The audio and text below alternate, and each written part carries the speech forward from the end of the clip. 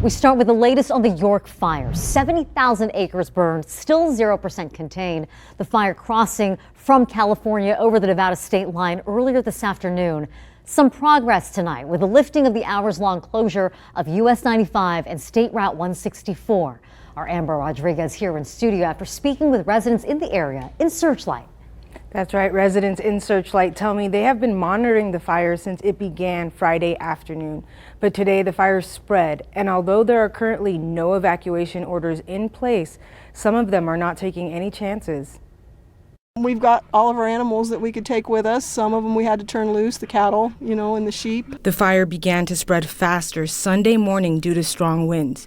By the afternoon, the fire was over the mountain ridge and closer to the tight-knit community. It's quite a bit of a glow last night, and then the smoke's been really thick. John Addier, a longtime meteorologist with the National Weather Service in Las Vegas. It started in the Mojave National Preserve at an elevation about 5,000 feet, and there was quite a bit of vegetation, pinyon, pine, and brush, and dried grass. And because of those dry fuels, it spread very quickly. He says in the next few days, there will be a combination of factors which will impact the fire's activity. Winds will mainly be thunderstorm driven. We're going to see an increase in showers and thunderstorms, especially tonight through Monday and Tuesday. In addition, there's going to be higher humidity and lower temperatures, which should help diminish fire activity a little. More than 200 firefighters are working together to contain the fire and are fighting it both from the sky with aircraft to spray it with retardant and on the ground using wildland fire crews on foot, leaving this resident grateful. All I can say is whoever the firefighters are in the airplane have done a phenomenal job. They sprayed us a couple of times. The cause of the fire is not known at this time, and tomorrow morning a larger interagency team will take over the firefight. We will continue to bring you the latest on this wildfire, and as always, you can stay up to date through our website.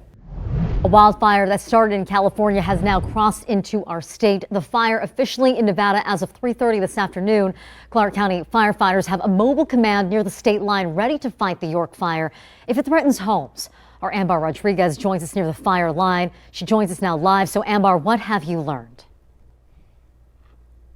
That's right, Marie. I actually just got done talking to some residents here in Searchlight. Some of them living right by this ridge, as you can see right behind me. That is where that fire is burning right now. It's estimated to be 70,000 acres and it's growing. One of the residents that does live in Searchlight says he's been monitoring since it began Friday afternoon. He said it started with a light plume of white smoke to the south of him, and he said it started spreading today. He said today was the most spread. As you can see, it is very dark and burning in that dry brush. I also spoke with another resident who lives closer to that ridge, and she said she already collected all her pets inside the house and has already let go some of her wild stock. She said that the fire was getting so close to her house that she actually saw some of those drops that the helicopters were throwing on. They actually threw some of that retardant onto her home.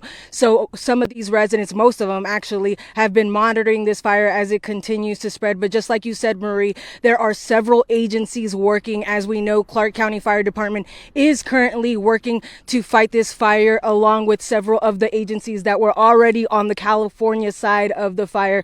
We'll continue to monitor this, and I'll have more information tonight at 10 and 11. But as always, you can hop on to news3lv.com. For now, live in Searchlight, Amber Rodriguez. Back to you, Marie. All right, Amber and your photographer, stay safe. We do know that road closures were in effect over at US 95 State Route 164 because of the low visibility there.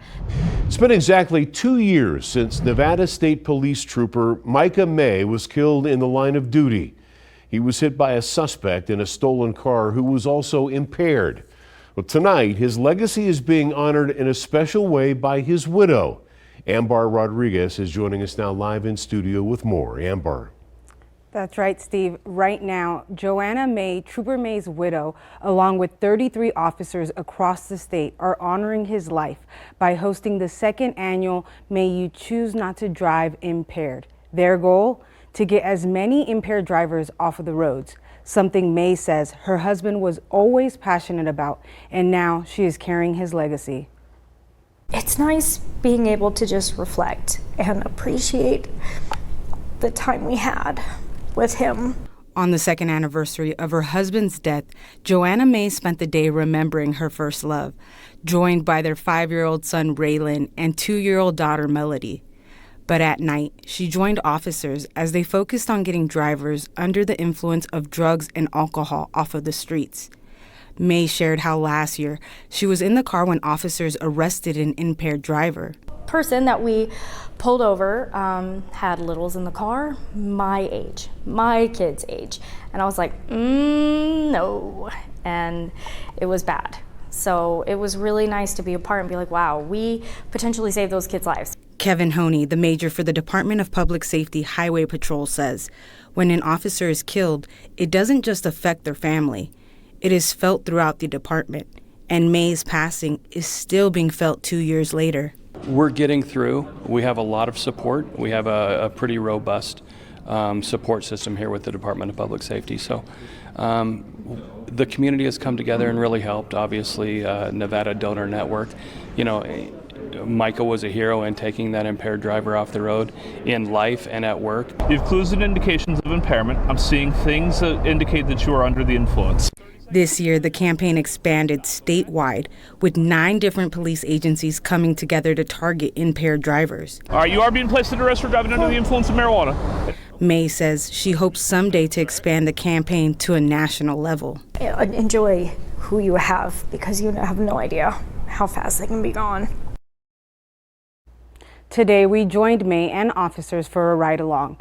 One driver was arrested after being suspected to be under the influence of marijuana.